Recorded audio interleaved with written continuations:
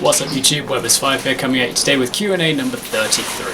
So before I get to this Q&A guys, I want to do my shoutouts to, apologise if I botch up this name, Corey Rybshide, sorry if I got it wrong, Dave Neary and Joshua G. Thank you so much guys, you're the reason my channel is growing strong.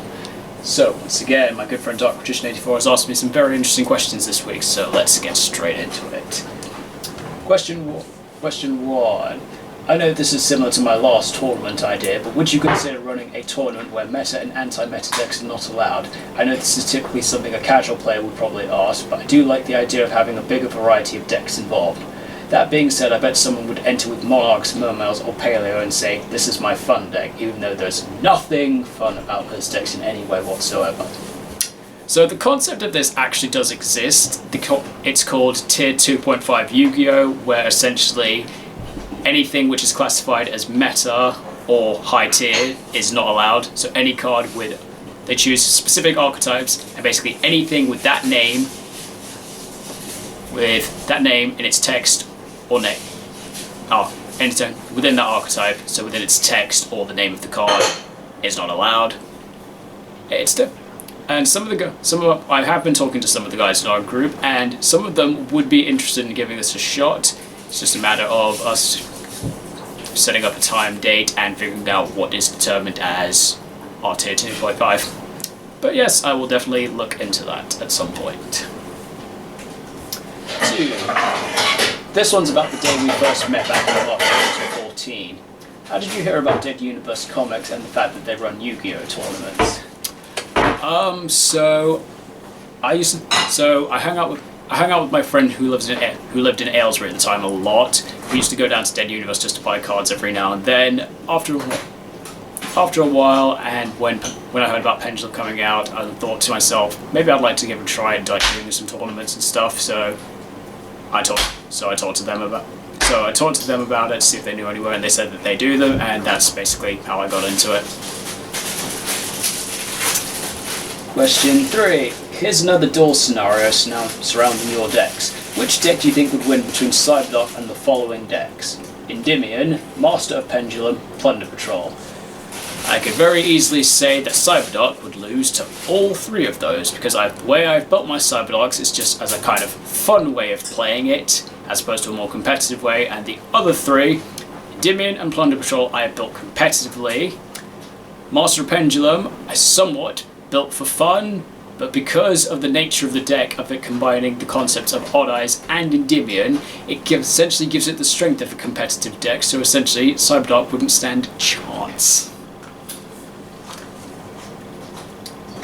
Question 4. Do you think Phantom Knight's Possession will ever be made into a real card? It would make summoning Odd Eyes Rebellion Dragon and Odd Eyes Raging Dragon with their full effects so much easier. I would very much like this to happen at some point. I feel like it is definitely a possibility, considering what Konami's been doing with things like Battles of Legend and bringing in stuff from the anime. It is potential at some point they'll start looking into Arc 5. They might consider looking into Arc 5 and going back into the Xyz mechanic of using Xyz to summon other Xyz along with other monsters. Because they've done things like, in the anime we've got also things like Cross Xyz, which lets you treat a monster whose level is the same as a rank that you control as a level. Anyway, flip that around, you guys know what I mean.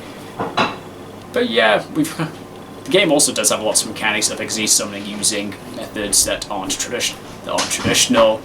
Sprite, for example, like Gigantic Sprite can be Xyz summoned using a Link 2 monster, so yeah, I can definitely consider it a possibility of something that they would consider at some point. It's just a matter of them probably finding the right time to do it. My guess is probably just in a future Battles of Legends set when they import stuff from the anime. So we'll just have to wait and see. And question 5. I'm still working on ways to counter trap tricks. I heard that Nibiru, Dark Hole, Harpy's Feather Duster, Imperm and Evenly Matched are good, although I don't own them evenly. I have another idea of how to deal with them, but my question is, what would your advice be on how to counter them? I don't really have any advice because I've yet to actually face trap tricks. I definitely know that evenly matched is very good. I do know that evenly matched is very good. It's essentially what trap tricks uses in the mirror match to try and develop an advantage.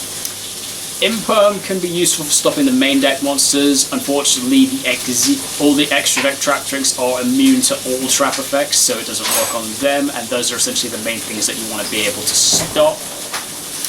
Feather Duster naturally could be good as it's a trap-based deck. However, because of things like Rafflesia, they're just going to be straight up using them from the deck. They can just use the trap holes from the deck, which makes it a bit more difficult to deal with. So, probably I would say things like evenly matched just to banish out their field.